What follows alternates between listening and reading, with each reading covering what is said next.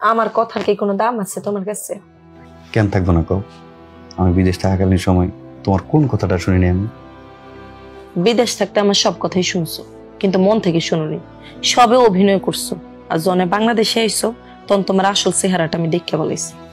আচ্ছা সেতু, আমার কোন আচরণ তোমার কাছে মনে হচ্ছে আমি তোমার লোক অভিনয় করছি? অভিনয় না তো কি? দেশে আইসে শুরু করছো যে আমার কত টাকা দিচ্ছ, কোথায় দেশে আইলা আমার একটু ভালো মন্দ জিজ্ঞাইবা যে আমি ভালো আছি কিনা, এতদিন কেমন ছিলাম, কোনো সমস্যা কিনা, সেগুলো কিচ্ছু না জিজ্ঞা তুমি শুধু আমার কাছ থেকে টাকার হিসাব নিতেছো। হ, তোমার কথায় যুক্তি আছে, দোষ আমারও আছে। আমারও উচিত ছিল তোমার কোনো সমস্যা আছে কিনা এটা জানার।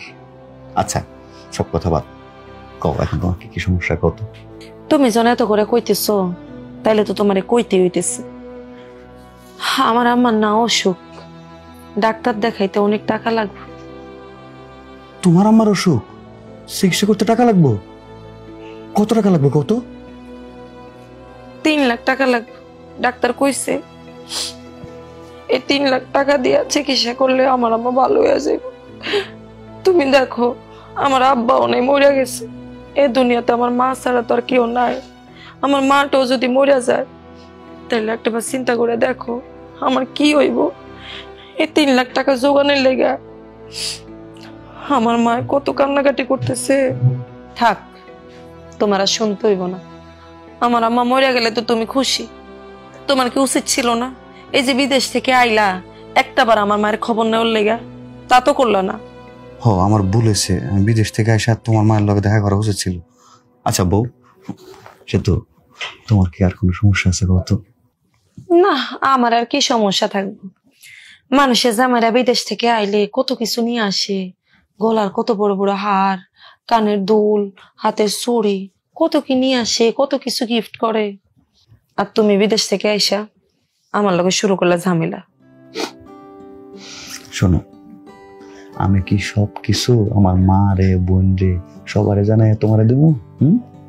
তোমার লাগে তো আমি জিনিস রাখছি। যখন আমি লাগেজটা নিয়েছি না বড়, ওই লাগেজে আলাদা করে জিনিস রাখছি তোমার লাগে। আর শোনো, তোমার মার চিকিৎসার লেগা 3 লাখ টাকা আমি দেবো, আর 1 লাখ টাকা দেবো লাগে। কেন জানো? তোমার বাড়ির ওয়ার্ল্ড আছে না, ওটা তো কমপ্লিট হয় নাই, ওটার লেগা আর 1 লাখ টাকা দেবো। আর তোমার লাগে যা যা আনছি ওগুলো আমি এখন দিতেছি। কোনো কথা কবে না, আস্তে আস্তে কথা কবে, ঠিক আছে? কথা কলে তো আম্মার বেলে শুনতে পারবো না, ঠিক আছে? আমি লাগেজটা খুলে তোমার দিতেছি।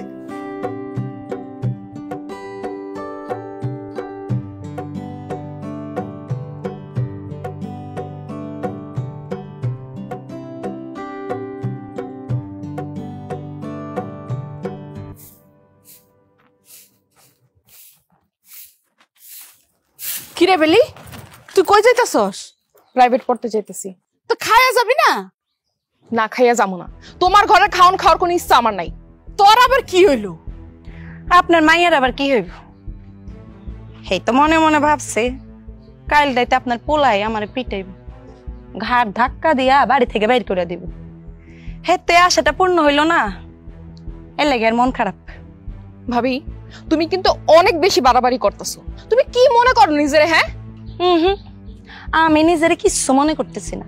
আমি যদি নিজের কিছু মনেই করতাম তাহলে তোমরা মা মাইয়া মিল্লা আমার চোখের সামনে এখন পর্যন্ত দাঁড়ায় থাকতে পারতাম না। আমি ভালো ঘরের মাইয়া বইলে তোম করে এখন পর্যন্ত সহ্য করতেছি। তুমি ভালো ঘরের মাইয়া? তুমি যে কত ভালো ঘরের মাইয়া সেটা আমাকে বাড়িতে আসার একদিন পরে গ্রামের সব মানুষ টের পাইয়া গেছে। কি আমি খারাপ?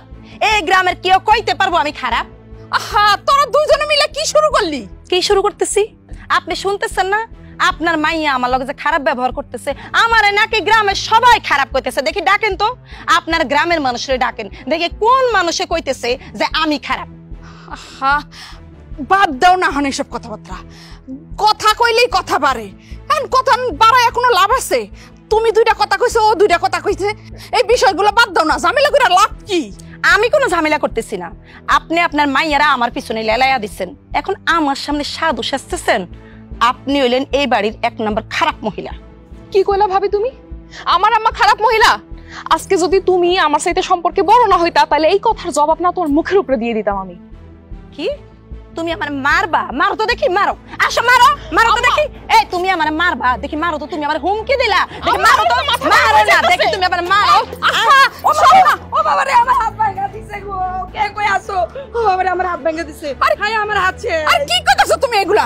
তোমারও তো আমি শুইলামই না, হাত ভাঙলাম কখন? একটু আগে তো আপনারা মা মাইয়া মিল্লা আমারে মাইরা আমার হাতটা ভাঙা দিছেন। আমি আর এই সংসারে থাকবো না। না, আমি আজকে আমার বাপের বাড়ি যাবো। বাপের বাড়ি যাইয়া, ও বাবু গো, বাপের বাড়ি যাইয়া আমি আপনাদের নামে নারী নির্যাতন মামলা দিব। তারপরে আপনাদের আমি জেলের ভাত খাওয়াবো। ও বাবা রে। এই তোর আমি কতবার কইছি জল লগে তুই মুখ লাগতে যাইস না, ওর লগে ঝগড়া করার দরকারটা কি তোর? আমি কল লগে ঝগড়া করতে গেছি মা? ওই তো হাইদা আমার পায়ে পাড়া দিয়ে ঝগড়া করতে আইছে। জেনে যাবে যাক না, ফালতু মহিলা কোহানকার আমাকে সংসারে আসার পর থেকে আগুন ধরে ধ্বংস করে দিছে সংসারটারে।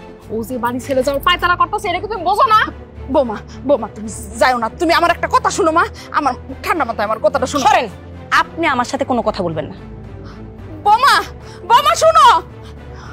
হায়রে, এখন কি করবো? আমি তোমার আগেই কইছিলাম না? আমার আর বাঁচতে ইচ্ছা করে না, আমি আর কি করবো? প্রাইভেটেই যাবো না আজকে। কও, এত রাতে তুমি আমার বাড়ি